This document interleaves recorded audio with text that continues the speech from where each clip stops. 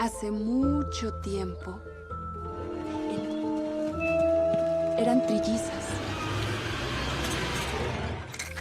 Hasta que la niña se enfermó. Empezó a crecer, quemada desde adentro.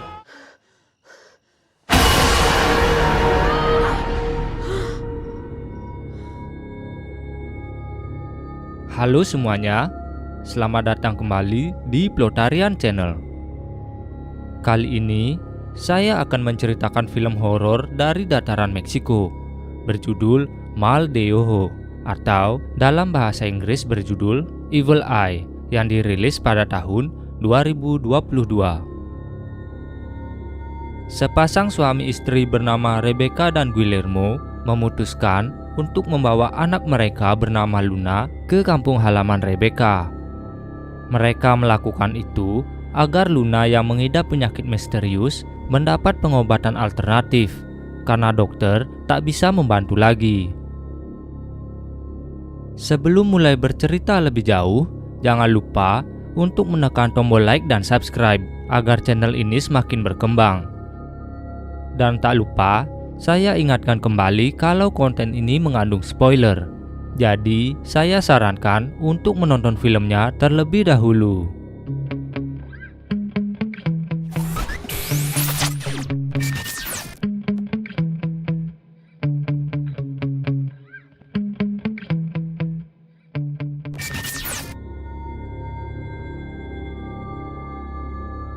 Di awal film, kita akan mendengar narasi tentang hidupnya 3 anak kembar di negeri misterius yang kini mereka anggap hanya sebagai dongeng saja. Salah satu dari anak itu tak sengaja bertemu dengan seorang wanita tua, lalu diam-diam mengambil ikat rambut anak itu.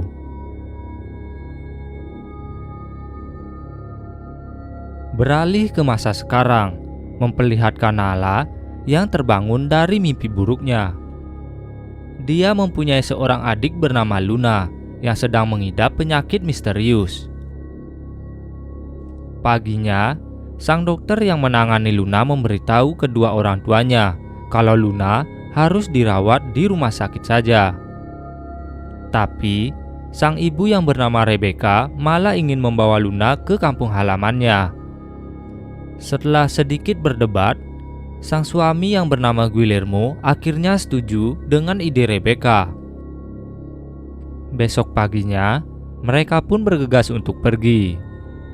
Terlihat jelas kalau hubungan Nala dan Rebecca tak begitu akur.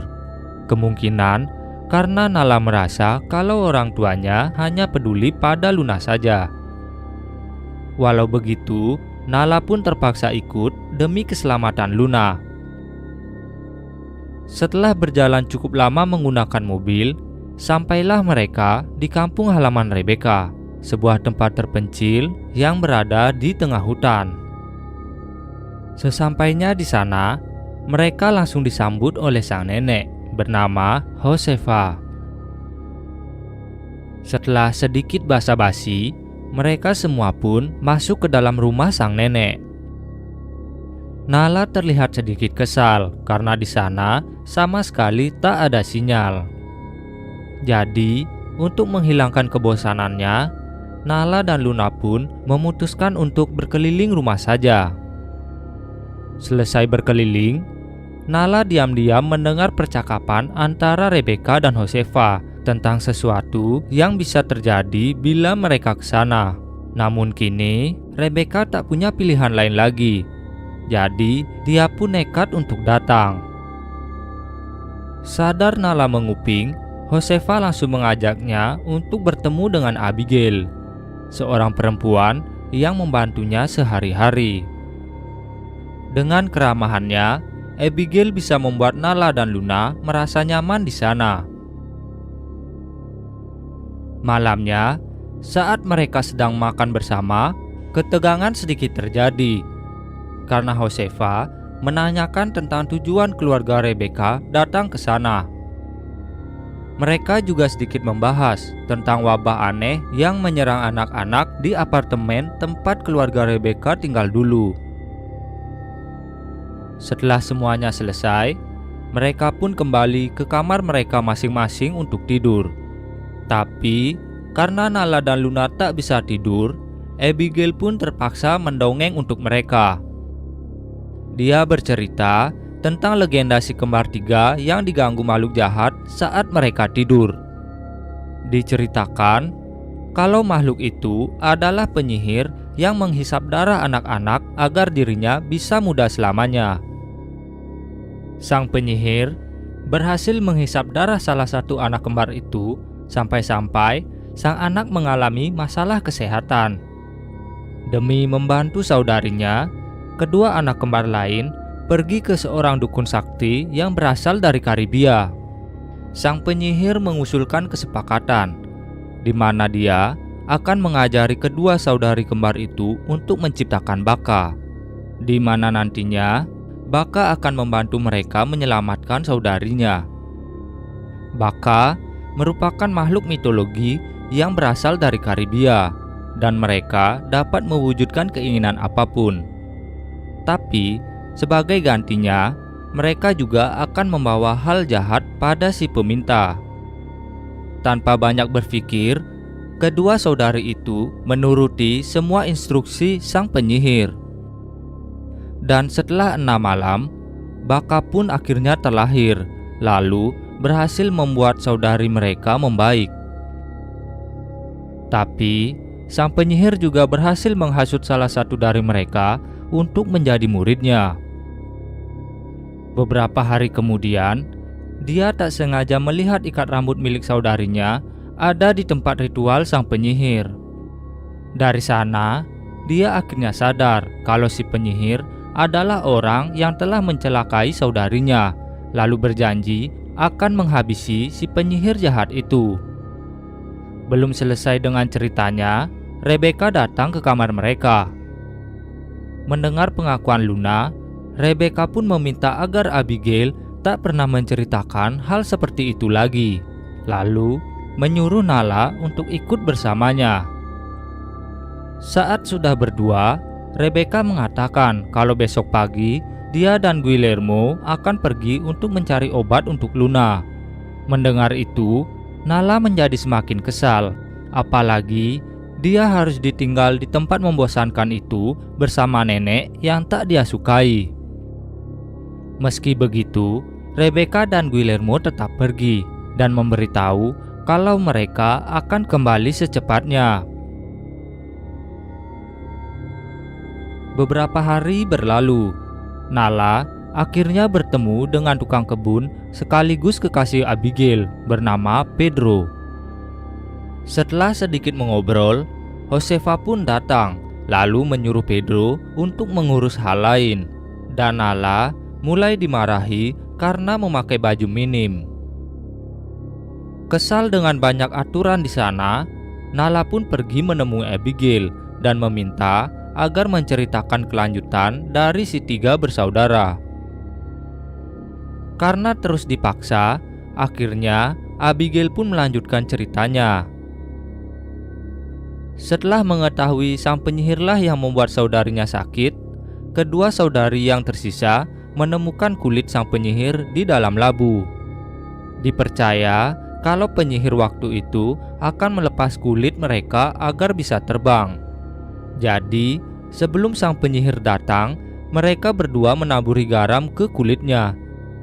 Lalu, saat penyihir datang dan memakai lagi kulitnya, tak berselang lama, dia mulai merasa gatal-gatal di sekujur tubuhnya, sampai-sampai kulitnya mulai terbakar. Sebelum menghembuskan nafas terakhir, dia mengutuk si kembar agar selalu mengalami kesialan. Selesai mengalahkan si penyihir, kedua saudari kembar itu mendapati kalau ibunya telah tiada akibat baka yang meminta imbalan. Tak terima dengan itu semua, si bungsu yang baru saja sembuh langsung menuntut balas, menyebabkan dia kembali sakit-sakitan. Di sisi lain, kedua saudari lainnya malah saling menyalahkan, sampai satu dari mereka memutuskan untuk melanjutkan ilmu hitam yang ia dapat dari sang penyihir. Karena isu sudah menyebar ke seluruh desa, mereka bertiga pun akhirnya pergi dari sana, lalu menghilang entah kemana. Malamnya, Nala tak sengaja melihat sosok menyeramkan berada di kamarnya. Saat ketahuan, makhluk itu langsung kabur begitu saja, meninggalkan Nala yang khawatir karena penyakit Luna tiba-tiba kambuh lagi. Dan ternyata, semua ketegangan itu hanyalah mimpi Nala saja. Saat terbangun, Luna yang awalnya biasa saja tiba-tiba muntah. Takut terjadi apa-apa, Nala bergegas meminta bantuan ke Abigail. Tapi ternyata di rumah hanya ada Josefa. Dengan tenang, Josefa pun merawat Luna.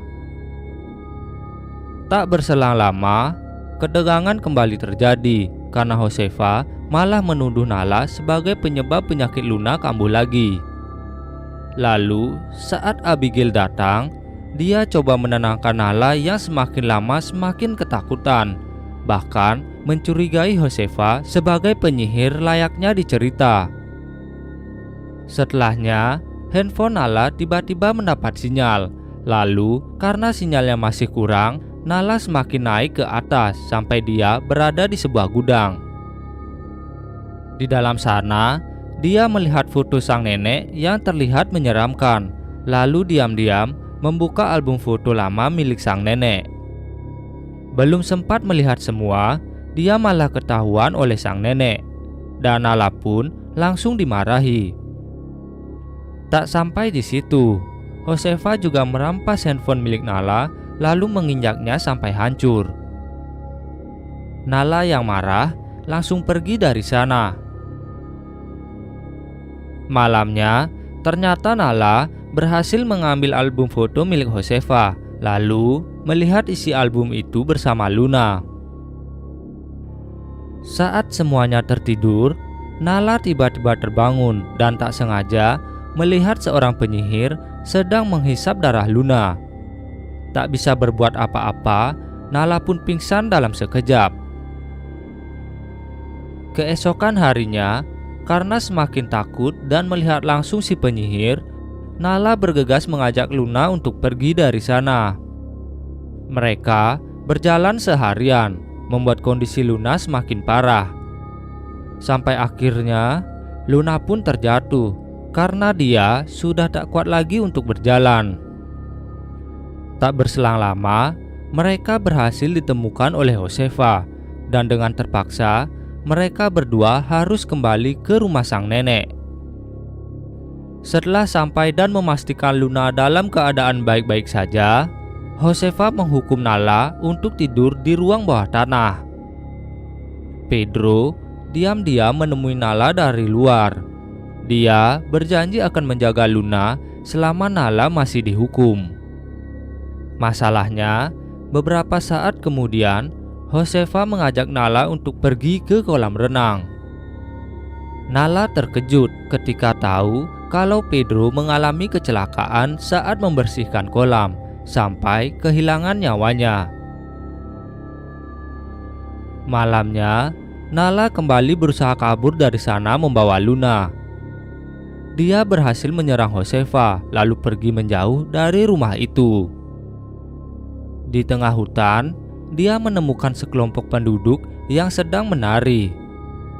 Setelah didekati, dia melihat Abigail yang terlihat sangat bersedih setelah kehilangan Pedro. Tak mendengar Nala, Abigail akhirnya menyelesaikan hidupnya sendiri tepat di depan banyak orang, termasuk Luna dan Nala. Di tempat lain, terlihat pula seseorang sedang menari dan menunggu kelahiran baka. Ternyata orang itu adalah Rebecca, orang yang ingin menghidupkan baka demi menyelamatkan sang anak. Tepat setelah Luna kehilangan nyawanya, baka juga menetas dari telur yang digunakan sebagai ritual. Lalu, seketika Luna akhirnya kembali sadar. Setelah berjalan hingga pagi, Nala pun kehabisan tenaganya. Beruntungnya, Rebecca dan Guillermo menemukan mereka, tapi malah dibawa kembali ke rumah Josefa. Merasa anak mereka sudah baikan, Rebecca dan Guillermo pun memutuskan untuk pulang kembali ke apartemen mereka. Di sisi lain, Josefa yang diam-diam sudah mengambil darah Luna langsung meminumnya. Saat Rebecca masuk kembali ke rumah untuk mencari Nala, dia malah diserang oleh Josefa.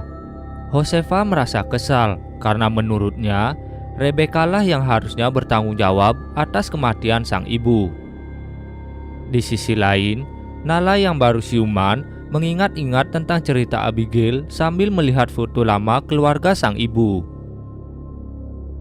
Nala pun sadar kalau si kembar 3 itu adalah ibunya, Josefa, dan satu lagi bernama Teresa, anak yang pada akhirnya menjadi sakit-sakitan dan meninggal karena telah menghabisi baka. Sang ibu yang menganut ilmu hitam dan menghisap darah anak-anak lain di apartemen mereka tetap menjadi muda. Sementara Josefa yang dari awal menjauhi ilmu sihir akhirnya menua. Namun, karena Nala percaya Josefa lah yang membuat adiknya sakit, jadi dia pun tetap berniat untuk menghabisi Josefa. Yang tak diketahui Nala adalah Josefa telah menjadi muda lagi karena telah mempelajari ilmu hitam dan meminum darah Luna, lalu menyamar menjadi Rebecca. Karena tak tahu orang yang tergeletak di depannya adalah ibunya, Nala pun menusuk Rebecca yang sudah tak berdaya menggunakan gunting hingga tak bernyawa lagi. Dan itu merupakan imbalan yang Baka minta karena telah menyembuhkan Luna. Merasa kalau semuanya sudah selesai, Nala pun pergi dari rumah itu bersama Luna, Guillermo, dan Josefa yang ia kira sebagai ibunya. Di akhir cerita, saat malam hari Nala terbangun, dia tak sengaja menemukan box milik ibunya dan melihat Baka ternyata ada di sana. Dia juga menemukan kulit yang dia kira kalau sang ibu kini telah menjadi penyihir jahat. Setelah itu, Josefa pun datang dengan penampilan yang menyeramkan.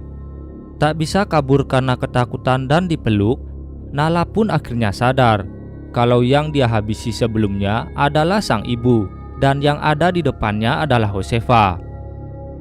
Dan ceritanya pun ditutup dengan penyesalan Nala yang kini sudah terlambat. Begitulah akhir dari Evil Eye, sebuah film yang menceritakan tentang keluarga Rebecca dan hubungan mereka dengan legenda 3 saudari kembar dan penyihir. Terima kasih bagi yang sudah menonton sampai habis. Jangan lupa like, share, dan subscribe. Serta tinggalkan kritik dan saran film selanjutnya di kolom komentar.